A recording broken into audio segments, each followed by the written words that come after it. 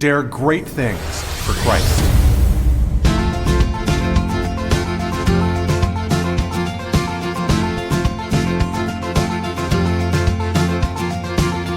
Christ calls us to dare great things.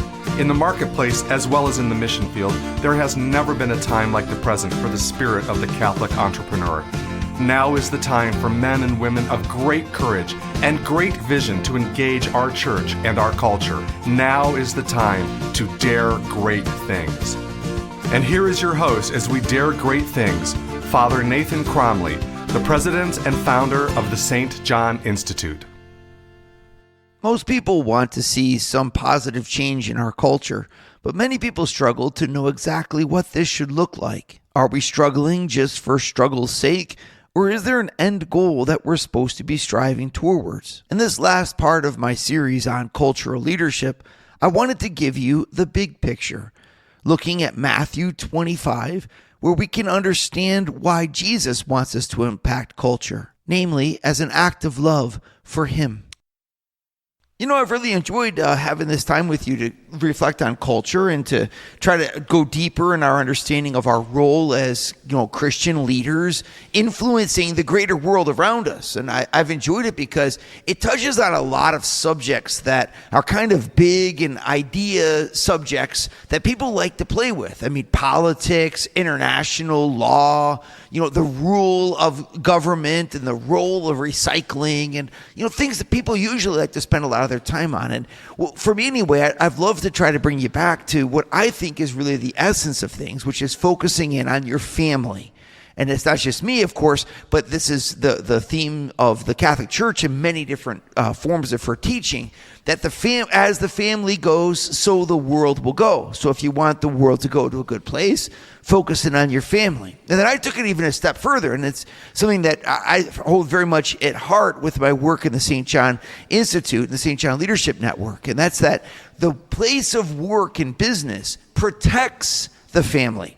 And that a Christian who's engaged in business needs to exert their influence wherever they are to preserve a good working environment in accordance with the gospel and the values of Jesus and the Bible and their faith, in order to allow their co-workers and their working environment to be one that fosters health in the family.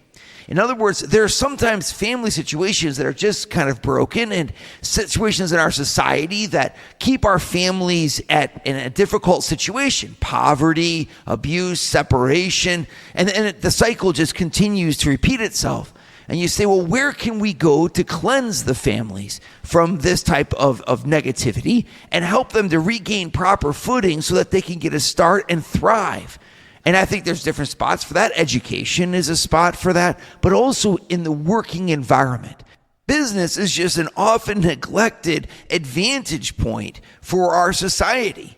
And if we can reclaim the place of work where people spend literally one half of their waking hours, well, and we can make that place a place of respect and of development and of social collaboration and cooperation and of respect for differences and mutual enrichment. My goodness, we can do a lot of good for the workers who then go home from their work with a mindset that's been shaped by the Christian business community. Now, of course, if those who own their businesses, I lean on you to say, listen, what are you doing for your workers and your workforce to make their lives more in coherence with the values of the gospel? And for those of you who don't own a company but work in a company, same idea. What you do in your workplace, influenced by faith, has a direct impact on your managers, those who are above you, those who are below you, and those who are next to you every single day. We cannot put our faith in a box. We need to take it into business. And when we do that, our companies heal a broken world. Or they certainly can, right? Or they can at least contribute to it by healing the workers who themselves go home and can live better in their families thanks to their experience at work. And then as the family goes, the society goes. So we've, kind of gone through these different themes a little bit. And hopefully you found this interesting. I wanted to cap it off, though, with a reflection on what Jesus looks for from us in our efforts to change the culture. And I'm motivated to do this because with the rise of social media today, so many people focus their energy on listening to what the speakers and the presenters put out on social media as their reference point for truth. And as they do this, sometimes people just forget that when you approach a social media, you approach it with someone who's trying to create a brand for themselves, almost like a politician. Just like a politician will get followers by aligning his personal message behind the needs of constituents and then win them over towards his present or her presentation of their needs. In the same way, a social media influencer will do the same thing. They'll present to you what you're interested in, what you're looking for, but by doing that, they can kind of isolate into an us and them message. And it's a fine thing to use social media, but at the same time, we have to be really aware of its limitations. The limitation is that the bigger that the influencer becomes, the more pointed their message needs to become in order to maintain their force of attraction over the people that they're trying to influence. And if we're not careful, we end up thinking that truth is polemical and that there is nothing that can unite. We lose our sense of nuance over ideas. The distinction between ideal and practice, for example, or the progressive gradualism, for example, that needs to be present when we're approaching people to bring them over into a change of behavior. Concepts that you just can't relate in a 30-second soundbite on Twitter, right? And yet that's where so much of our cultural dialogue is now being held. And you can go back to that and say, oh, it's because the media got corrupted, and you can say all kinds of things that you'd like to say. But the fact is, you have to be aware that ideas are no longer being given a fair consideration and the equality of their foundations in truth, or even the space that we need to have a healthy dialogue about things that are really complex. I'll give you an example. Like, I was recently able to write a book. It's called Coached by St. Paul. And in the experience of writing, I had quite a challenge in front of me, right? Because on the one hand, you need to keep the reader's attention. You need to keep them turning those pages, right? And you also need to engage people who might have very little experience reflecting on the theological or philosophical positions that are present in my subject. And so you have to make, very wonderfully crafted sentences that pack a punch. You have to use the correct amount of alliteration and consonants and use ideas and images that are relative to the reader so that the reader feels like they can enter into the subject. And yet at the same time, the subject itself has so many deep points and so many things that need to be nuanced, where you say it's this way but not always this way, because you certainly don't want to take something as complex as the human spirit or the development of the human heart and then make it something that seems foreign or that could even distort the reader's perception of themselves or of reality. But if you nuance it too much, you lack the punch that keeps the reader engaged. But if you don't nuance it enough, well, then you can actually distort the very truth you're trying to communicate, right? So you find yourself trying to ride this line as a communicator, and I realized that the deeper my subject went, the more nuance was needed. And nuance is just something that my readership is generally not used to giving to ideas. And that's the result of social media.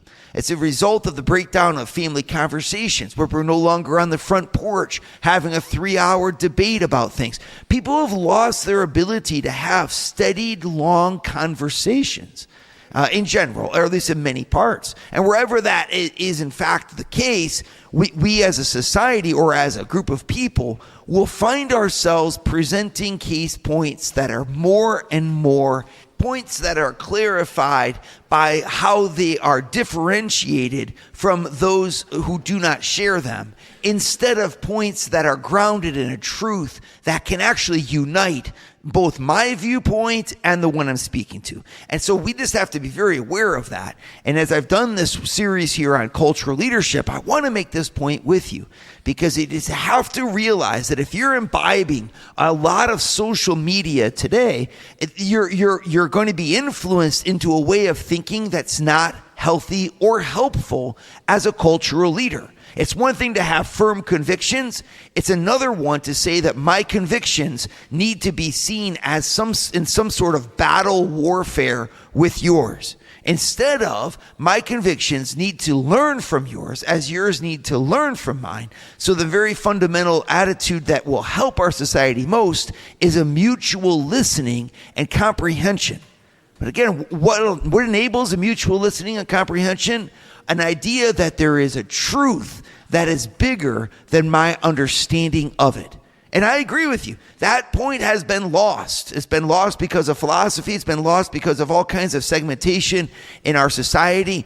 But wherever the idea that there is a foundational truth that we can both know and understand has been lost, division is going to ensue. And eventually, people are just going to stop listening to ideas altogether and resort back to simple pragmatism of enjoying their lives, enjoying their workspace, and no longer thinking deeply. And as we all know, that's not going to lead us anywhere. So hopefully we can move forward there. And I'd like to continue by looking deeply with you today at the big picture. What does Jesus want for us through all of this? Why should I engage in trying to lead my culture at all, if in fact it is so wrought with danger and risk? And I'm saying the reward is very great indeed, and Jesus has a high expectation for us to do it in the right way. Would you like to hear more from Father Nathan? Join the St. John Leadership Network and receive a 2-minute glance at the gospel every Sunday morning right to your phone. To learn more, go to www.stjohnleadershipnetwork.org/member and join for free today. We need to lead our culture. This is something that all of us agree with. This is something that's foundational in Christianity. I mean, from the very beginning, when St. Paul instituted his little communities of the church at the very beginning of the church's mission, or St. Peter or the other apostles, when they went out, what would they do? Well, they would form Christians to believe in Christ. Why? So that they could live together in harmony and spread this new culture called the culture of Christianity. A culture where men and women showed respect to one another, where people listened to each other, where there was love, and the love of God could abound.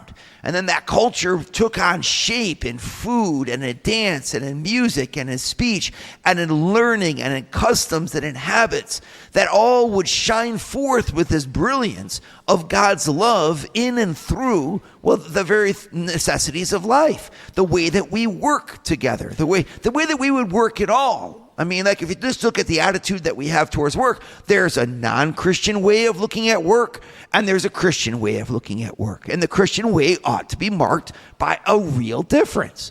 We don't just work for ourselves. We don't just work for money. We don't just work for power or self-advancement. We work for the common good, right? And there's all kinds of concepts there. And I could go through them all, but we've already kind of touched on them. I want to just remind you, though, that the transformation of the culture by the gospel is an intrinsic element for the reason the church exists. Okay, and I'm taking this directly from Pope Paul VI. He wrote in 1975 that the reason the church exists is to evangelize. And then when you look at both his writing, he wrote that in a document called The Evangelization of the Modern World. But then it was taken up again by John Paul II and all of his cries for, the new evangelization. They focus us in continually on this same theme, saying that evangelization always takes place in culture, by transforming the culture into a place that allows for the full expression of Christian love and the presence of God in and through legal systems, in and through social customs, in and through societal structures, all this type of thing. The right to hold private property, for example, or to advance your business. All these things need to be shaped by Jesus so that evangelization becomes complete. And in the writings of, for example, John the 23rd, you have a kind of culmination of this into an understanding of how the earth needs to be brought by Christians to be opened to the mystery of the kingdom of God is as wide open as it can. It's the definition of human advancement that then, of course, was written by Pope Benedict XVI. And when he wrote his book on truth and charity and truth, and he says the same thing. Genuine social advancement in the economic, political spheres is an advancement that allows each human person alive to appropriate the kingdom of God as deeply and fully as possible into their own life. And the work of a Christian in society is to transform society to enable that. And so sometimes that means, of course, saying no, right? Saying no to pornography, saying no to legalization of drugs, saying no to all kinds of terrible things.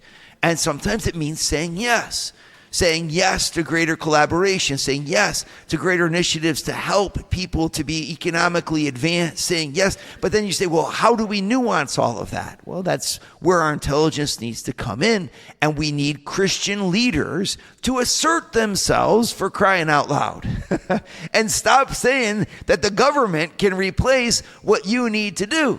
And where do we start? We start in our families. And how do we start in our families? What's next? Our places of work. And we go from there continually in that effort. But what's the big picture? Why does Jesus want this so badly? And I want to give you 3 different ways to look at it, but all of them are based on the same passage, which is Matthew chapter 25, verses 31 to 46. Okay, and here he says, when the Son of Man comes in his glory and all the angels with him, then he will sit on his glorious throne, and before him will be gathered all the nations. He will separate people one from another as a shepherd separates the sheep from the goats. And he will place the sheep on his right and the goats on his left. And the king will say to those on his right, come, you who are blessed by my Father, inherit the kingdom prepared for you from the foundation of the world. And now he's going to go into a whole list of things that they did. And that they did for him. And each one of these things becomes a different place of focus, a different focal point for our efforts in leading our culture. I was hungry and you gave me food. I was thirsty and you gave me drink. I was a stranger and you welcomed me. I was naked and you clothed me. I was sick and you visited me. I was in prison and you came to me. Okay, so that there you have the final exam question on our lives. It's just really important because here Jesus is revealing at the end, you will be judged based upon what? It's based upon how we treated the least of his brothers. Because of whatever we did to the least of these, we did to him. And whatever we did not do to the least of these, we did not do to him. All right, so Jesus is really setting us up saying, hey, look, the big picture of your life is how you treat me. That's the very first point I want to make about this. What's the big picture? The big picture is to remember something. The end goal of everything is the Lord. To love and serve the Lord with all of our heart, soul, mind, and strength. To love him with all of our heart. Well, this means that when Jesus is focusing us here to say, hey, we all know the practicalities of life or something, from doing the laundry to needing to buy a new grill to hosting Christmas parties at your house. But if you're not careful, you can end up losing the big picture, meaning that what am I really made for? Am I really just made to push the sand around in the sandbox of life into different configurations? Buying a new grill, mowing my lawn with a new mower, trying to figure out what we're going to do this year for Thanksgiving or the family reunion. I mean, the answer is no. Even though we love God through those things as lay people, of course, we got to remember something, and that's that there's more to our life than just those things. There's an encounter of our soul with our Creator, a knowledge of the heart of Jesus who loves us as we love him back with our own hearts. Jesus wants to be the center of the focus of our life, even though we have to then do all kinds of things, buying new pianos, taking the kids to ballet lessons, investing in flowers for Valentine's Day for our spouse, all the different things that make up our yearly cycles. And yet all those different things have a point and a purpose. And who is it that claims that point and the purpose of everything that we do? The only one who can, Almighty God. The one for whom our soul was made and who alone can represent the real fulfillment of our life. Isn't it amazing that Jesus does that? Everything that you did for those kids, changing their diapers and educating them, working with your special needs child, all of that work that you did to me. Meaning, don't forget that at the heart of cultural transformation is a witness that I'm bearing to Jesus, whom I love. And that's the very first point. And the other two are very much like it. Would you like to start your Thursday mornings with a scriptural leadership lesson?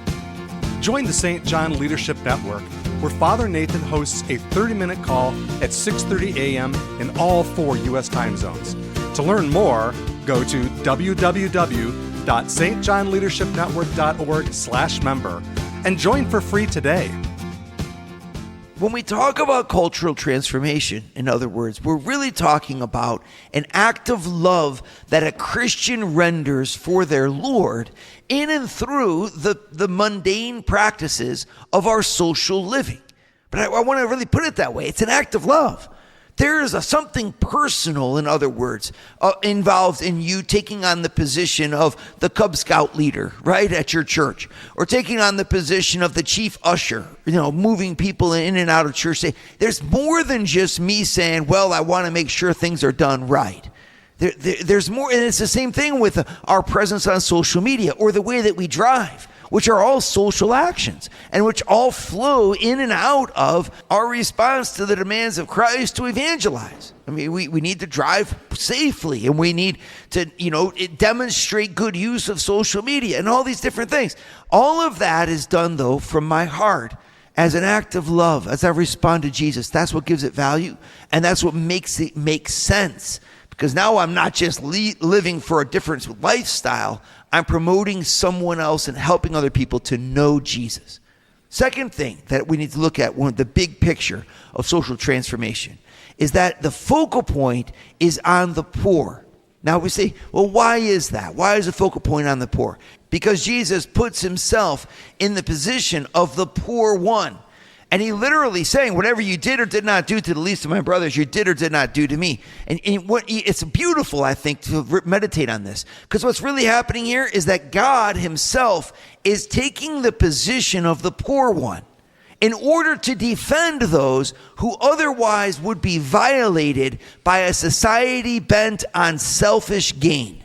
And I just got to say this. Now, I'm not talking about wealth. Wealth is neither here nor there. Wealth is, in fact, a very beautiful and powerful thing when used correctly. You can be wealthy, and you have a right to the comforts that come from your hard work and from your blessings by God.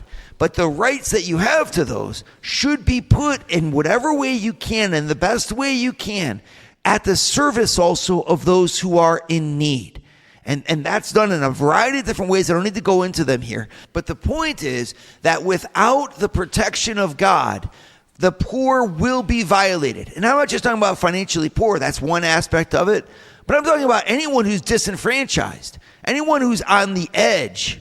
Okay, every human being who cannot otherwise fight for themselves or represent themselves well. Let's start with the unborn, just for an example. We talk about being vulnerable. You're entirely surrendered to this will of a society to see you born. Well, we owe it to the unborn to take a position that allows them to voice who they are. I mean, to allow abortion up until the day of birth is just an absolute abomination. I mean, that's not even a human way of looking at the world. That the one day you're born, now you have full rights, and 1 minute before your birth, you could be killed. Doesn't make any sense to anybody who has sense. And yet here we are putting that forward. Who's going to defend those rights? The rights of the elderly, of the handicapped. You can look at societies through the eras, and as you look throughout history, wherever there was not a voice to speak of the rights of those who otherwise could not be defended, their rights end up being violated, even in a systematic way. And so the church ends up, by the voice of Christ, he's saying, your big picture here is to remember, on the other side of your social engagement is the defense of those who otherwise would have their rights violated. I have a big one here for this example people don't always think about, but wherever there's pornography, there is human trafficking. And not only human trafficking, but there's a degradation of whoever it is that's the object of that pornography. You can't reduce a person into their sexual image, for example, and yet that's what pornography does. Well, we can't bear this. Well, people want it. It doesn't matter what people want. Jesus told me to defend those who otherwise are being manipulated, and we need to take a stance against this type of thing.